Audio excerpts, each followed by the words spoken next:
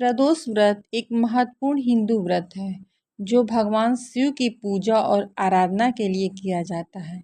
यह व्रत हर महीने की त्रयोदशी तिथि को किया जाता है जो शुक्ल पक्ष और कृष्ण पक्ष दोनों में आती है। प्रदोष व्रत का उद्देश्य क्या है? प्रदोष व्रत से भगवान शिव की पूजा और आराधना की जाती है, पापों की क्षमा की जाती है, सुख और समृद्धि की प्राप्ति की जाती है, आध्यात्मिक शुद्धता प्राप्त करते हैं, भगवान शिव की कृपा प्राप्त करते हैं। जिनको संतान नहीं है उनसे संतान प्राप्त होती है, सुख संपत्ति प्राप्त होती है। आइए इस व्रत से जुड़े कहानी को आपको सुनाते हैं। पूर्व काल में एक पुत्रवती ब्राह्मणी थी।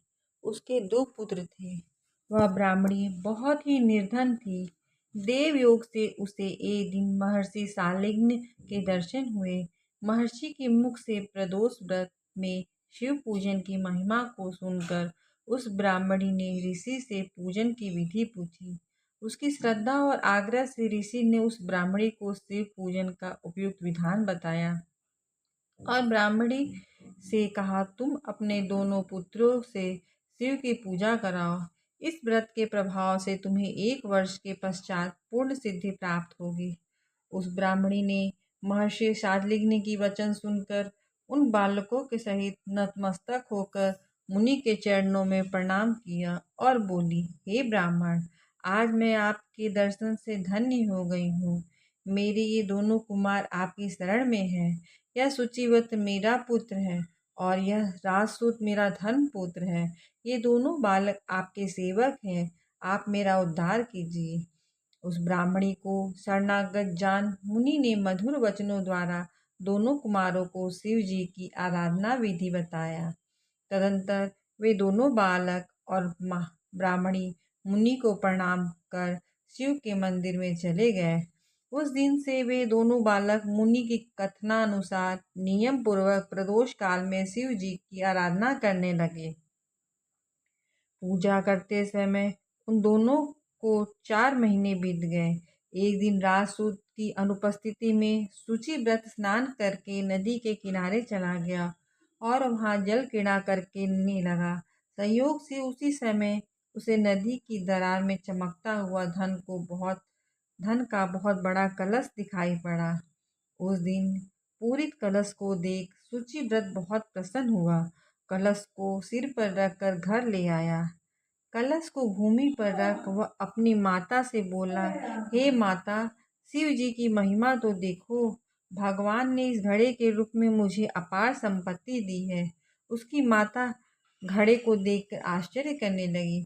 राजसूत्र को बुलाकर कहा, बेटे, मेरी बात सुनो। तुम दोनों इस धन को आपस में आधा आधा बांट लो। माता की यह बात सुनकर शुचिव्रत अत्यंत प्रसन्न हुआ, परंतु राजसूत्र ने अपनी असहमति प्रकट करते हुए कहा, हे माँ, यह धन तेरे पुत्र के पुण्य से उसे प्राप्त हुआ है। मैं इसे किसी प्रकार का हिस्सा नहीं लेना चाहता, क्योंकि अपने किए हुए कर्म का फल मनुष्य स्वयं ही भोगता है। इस प्रकार शिव पूजन करते हुए एक ही घर में उसे 1 वर्ष व्यतीत हो गए। एक दिन राजकुमार ब्राह्मण के पुत्र के साथ वसंत ऋतु में वन विहार करने के लिए गया। वे दोनों जब साथ साथ बहुत दूर निकल गए तो उन्हें वहां सैकड़ों गंधर्व कन्याएं खेलती हुई दिखाई पड़ी। ब्राह्मण कुमार ने उस गंधर्व कन्याओं को क्रीड़ारत देखकर राजकुमार से बोला, यहाँ पर कन्याएं विहार कर रही हैं, इसलिए हम लोगों को अब आगे नहीं जाना चाहिए, क्योंकि ये गंधर्व कन्याएं शीघ्र ही मनुष्यों को मन को मोह लेती है। इसलिए मैं तो इन कन्याओं से दूर ही रहूंगा। परंतु राजकुमार उनकी बात अनसुनी कर कन्याओं के विहार स्थल पर निर्भीक भाव से अकेला ही चला गया। उन सभी गंधर्व कन्याओं में प्रधान सुंदरी उस आए हुए राजकुमार को देख कर मन में विचार करने लगी कि कामदेव के समान सुंदर रूप वाला ये राजकुमार कौन है। उस राजकुमार के साथ बातचीत करने के उद्देश्य से वह सुंदरी अपने सखियों से कहा, हे सखियों, तुम लोग निकट के वन में जाकर उस वन में अशोक, चंपल, मौलसिरी आदि के ताजे फूल तोड़ ले आओ। तब तक मैं तुम्हारी प्रतीक्षा यहीं पे रुक के करूँगी। उस गंधर्व कन्या की बात सुनकर जब सखियाँ वहाँ से चली गईं, सखियों के जाने के बाद वह गंधर्व कन्या उस राजकुमार के स्थिर दृष्टि से देखने लगी। उन दोनों में परस्पर संचार होने लगा, प्रेम संचार होने लगा। गंधर्व कन्या ने राजकुमार को बैठने के लिए आसन दिया। प्रेम लाभ के कारण कुमार के सहवास के लिए वह सुंदरी व्याकुल हो उठी और राजकुमार से प्रश्न करने लगी, हे कमल के समान नेत्रों वाले, आप किस देश से के रहने वाले हैं? आपका यहाँ आना क्यों कर हुआ है? गंधर्व कन्या की बात सुन राजकुमार ने उत्तर दिया, मैं विद्रभ राज का पुत्र हूँ और मेरे माता पिता स्वर्गवासी हो चुके हैं। शत्रुओं ने मेरा राज हरण कर लिया है। राजकुमार ने अपना परिचय देकर उस गंधर्व कन्या से पूछा, आप कौन है, किसकी पुत्री है और इस वन में किस उद्देश्य से आई हैं? आप मुझसे क्या कहना चाहती हैं? राजकुमार की बात सुन गंधर्व कन्या ने कहा, मैं मैं विद्रविक नामक गंधर्व की पुत्री अंशुमति हूँ।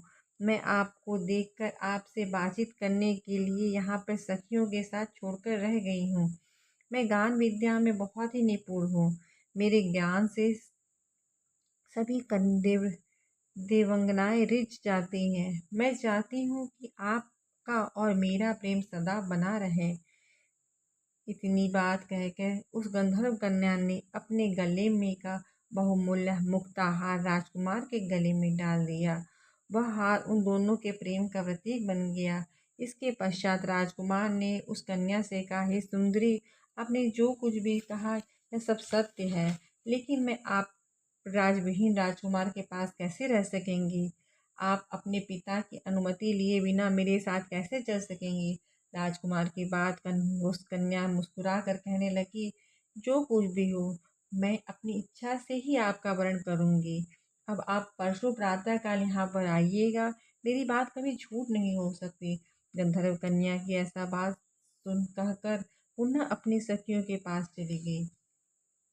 इधर वह राजकुमार भी शुचि व्रत के पास जा पहुंचा और अपना सारा वृत्तांत कह सुनाया। इसके बाद वे दोनों घर लौटे। घर पहुंचकर उन लोगों ने ब्राह्मणी से सब हाल कहा, जिसे सुनकर वह ब्राह्मणी हर्षित हुई। गंधर्व कन्या द्वारा निश्चित दिन को वह राजकुमार शुचिव्रत के साथ उसी वन में पहुंचा। वहां पहुंचकर उन लोगों ने देखा गंधर्वराज अपनी पुत्री अंशुमति के साथ उपस्थित होकर प्रतीक्षा में बैठे हैं। गंधर्वराज ने उन दोनों कुमारों का अभिनंदन करके उन्हें सुंदर आसन पर बैठाया और राजकुमार से कहा, मैं परसों कैलाशपुरी गया था। वहां पर भगवान शंकर पार्वती सहित विराजमान थे। उन्होंने मुझे अपने पास बुलाकर कहा, पृथ्वी पर राजच्युत होकर धर्मगुप्त नामक राजकुमार घूम रहा है। शत्रुओं ने उनका वंश को नष्ट भ्रष्ट कर दिया है।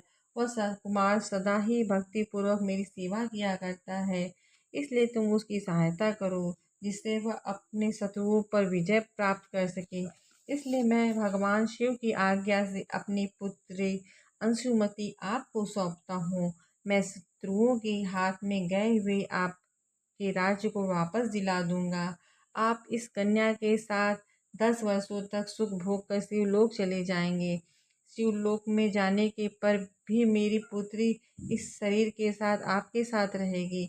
इतना कहकर गंधर्वराज अपनी पुत्री का विवाह राजकुमार के साथ करा दिया। दहेज में अनेकों बहुमूल्य रत्न लिए वस्त्र रथ आदि प्रदान किए। इसके अतिरिक्त दास दासियां और शत्रुओं पर विजय पाने के लिए गंधर्वों की चतुरंगणी सेना भी दी।